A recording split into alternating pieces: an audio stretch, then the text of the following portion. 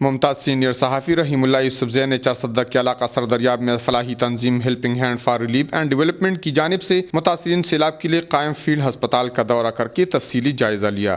Helping hand کی regional coordinator عظمت اکبر اور ہسپتال انچارج نے رحیم اللہ یوسف زئی کو متاثرین کے لیے ہسپتال میں موجود تمام سہولیات کے بارے میں تفصیلاً بریف کیا۔ رحیم اللہ یوسف زئی نے ہسپتال کے اندر موجود متعدد بچوں میں ہائیجین کٹ تقسیم کی۔ انہوں نے تنظیم کی جانب سے متاثرین کے لیے تعمیر کی گئے نئے 25 گھروں کا بھی دورہ کیا۔ اس موقع پر تعمیراتی کام کے انچارج وصال محمد نے رحیم اللہ یوسف زئی کو متاثرین کی ضرورت کو مد نظر رکھتے ہوئے گھروں کی تعمیر کے بارے مکمل آگاہی دی۔ انہوں نے متاثرین سے ان کے نئے گھروں میں ملاقات کر کے ان کی دیگر مسائل سنے۔ بعد ازاں وہ ہیلپنگ ہینڈ کے مالی تعاون سے مقامی اسکول میں پڑھنے والے 100 ننھے بچوں سے ملے۔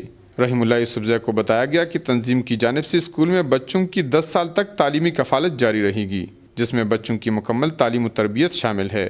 آخر میں رحیم اللہ یوسف زئی نے تنظیم کی جانب سے سیلاب سے متاثرہ خواتین کو معاشی طور پر مستحکم کرنے کے لیے قائم کی گئی اسکل ڈیولپمنٹ سینٹر کا بھی دورہ کیا، جہاں پر وہ دستکاری کی تربیت حاصل کرنے والی خواتین سے ملے اور micro finance officer Ahmad Shah سے ان کے کام اور مسائل کے بارے آگاہی حاصل کی۔ رحیم اللہ یوسف زئی نے ہیلپنگ ہینڈ کی جانب سے متاثرین کے لیے اٹھائے گئے اقدامات کی تعریف کی اور ان پر اطمینان کا اظہار کیا۔ کفایت اللہ، اے نیوز، چارسدہ۔